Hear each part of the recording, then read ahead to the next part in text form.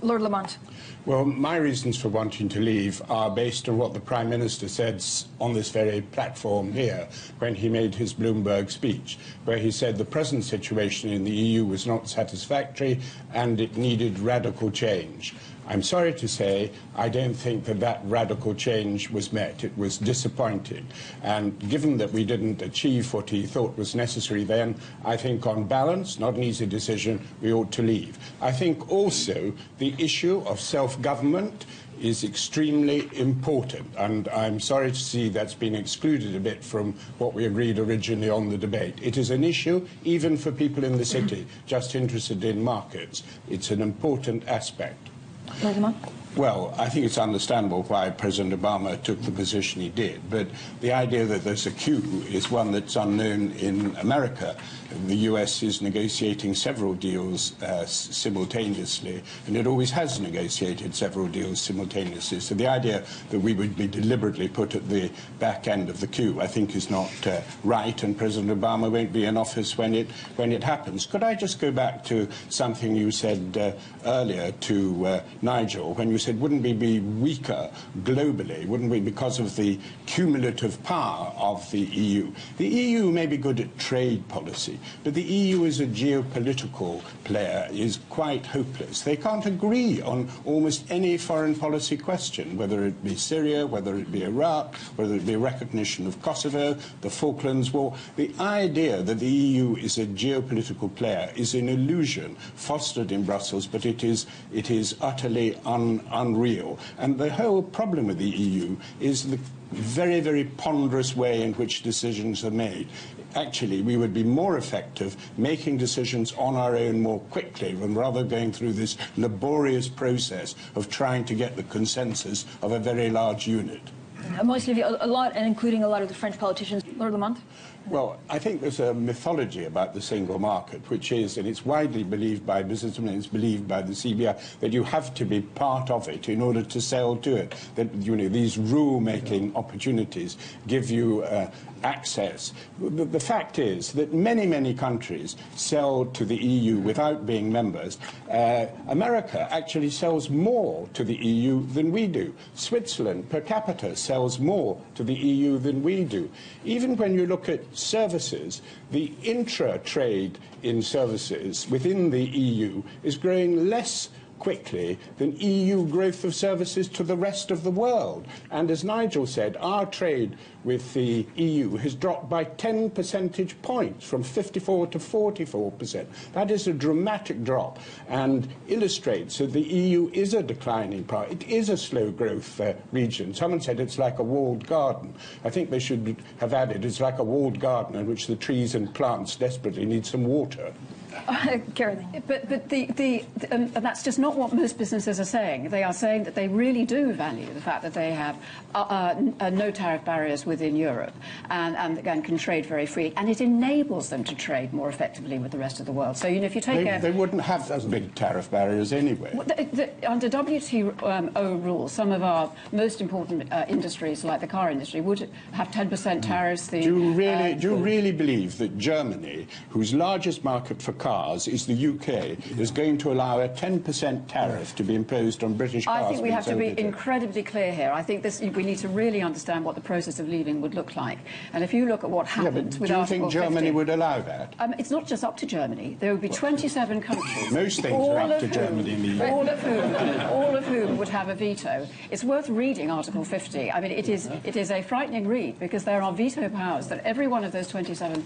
You know, Slovakia could veto. Article 50 is not in the least frightening, because the amazing thing about Article 50, whether you want to use it or not, Article 50 about the process of withdrawal under Article 50 says that for 2 years, everything remains exactly as it is, and Britain participates in all decisions except about the future. But the clock is ticking at the end of those 2 years, everything is the same.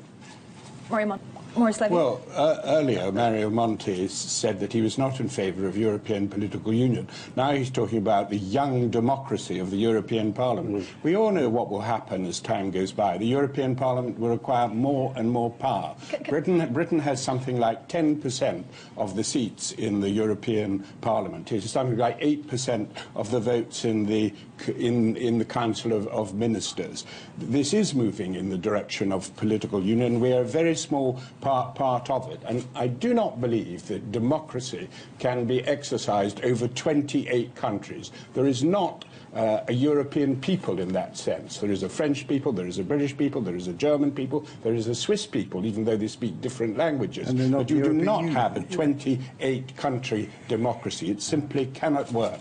And we're getting more and more remote and more interventionist. Maurice Levy. I think this democratic institution, the European Union, is going to get angry because the people of one of its members, through a democratic election, decide to withdraw. That's a very poor advertisement for the European Union that exists in order to encourage friendship and cooperation. Is it fair and democratic that 1 out of 28, that is the UK, is allowed to ask its citizens, whereas the 27 of us have to the alternative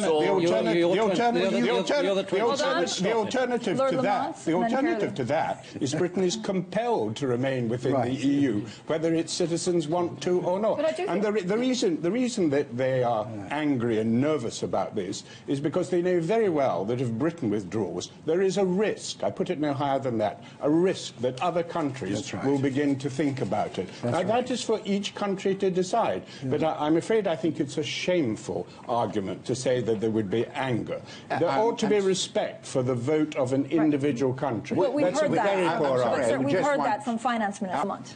I just want to go back to Carolyn's point about trade and trade agreements, because Carolyn seems to regard trade as a form of warfare. Trade is actually for mutual cooperation. It's to everybody's advantage. People want trade deals.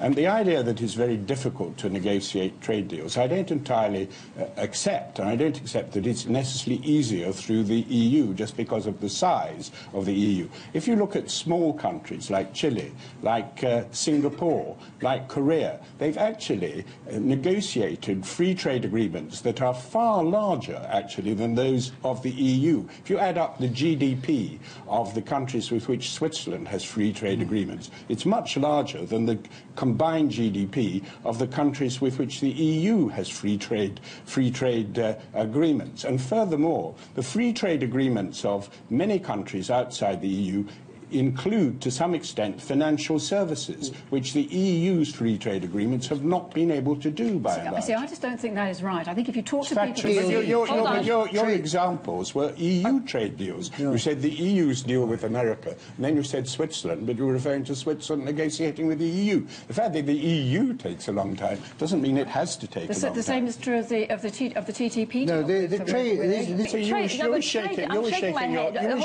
You were shaking your head when Nigel said they're in disbelief when Nigel said there are more important things than free trade deals. But the point that he is making is absolutely correct, that there are countries outside the EU that sell more and whose growth in exports to the EU is faster than that of Britain. So trade deals can't be the overwhelming advantage. Unless Lamont? Well, both Mario and our French friend have given the impression that if we leave... The French is Maurice. Maurice. Lovely name. The impression that by leaving the EU, we're going to drift off into the Atlantic and all cooperation is going to stop with Europe. I don't think that that need happen at all. For example, the military cooperation that Britain has with France, which is extremely valuable, and actually a lot of it outside the EU treaties, that absolutely would continue. And I think Europe would want to have some sort of military cooperation with Britain. If you take Mario's point about research. There are non-EU countries that collaborate in the research and development programs of the EU, to which we contribute through the budget. Switzerland makes a small payment towards the research budget and collaborates on research. We could participate in the Erasmus program. I don't think, for example, collaboration between European universities for 1 minute should cease just because we leave from the EU. And also on... Luke Hickmore, Aberdeen Asset Management. Lord Lamont, what would make you change your view and cause you to stay in the EU?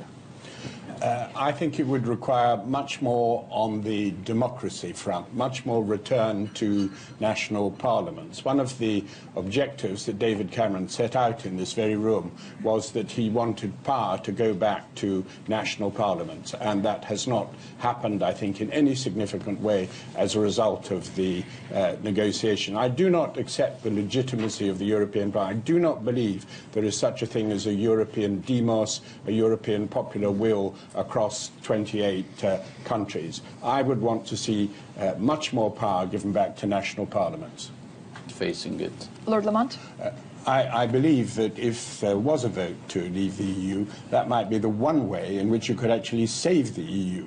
I think it would cause them to think again, cause them to think about reform. It might actually usher in some change in the EU, make it less intrusive, less in favour of integration for the sake of integration. That's what's fundamentally wrong with the EU. It's all about integration for the sake of integration. And if actually public opinion democratically gave them a bit of a shock, I think they might think about the shape of the whole project all over again, and it would be very good for Europe. Maurice Levy. I just wanted to comment on the point about peace. I think this is a complete myth that is the EU that has created peace in Western Europe. It is NATO that has kept peace in Europe, and of course we live in a completely different world in which people travel, in which there is trade. There would be trade even without the EU. There is a lot of tourism, there is global media. It is not the EU that has brought about this happy condition. The one opportunity that the EU had to bring peace was in the Balkans and in Yugoslavia, where the EU made a complete mess of it. And in its vanity, do you remember Mr. Jacques Proust, the EU External Foreign Affairs spokesman, said at the beginning of the Balkans crisis, the Yugoslav crisis, he said, "This is Europe's hour, it is not America's hour." And what happened? They made such a hash of it, America had to come in and clear up the mess that was left by Europe. Caroline, hold, Lord Lamont. Well, it is about what is best for the young people and where are the opportunities. And it is about where are they globally. And Europe is a sclerotic, failing, slow-growth economy. We're better to have the freedom to find new markets in the world and take back control politically of our own affairs. Maurice Levy.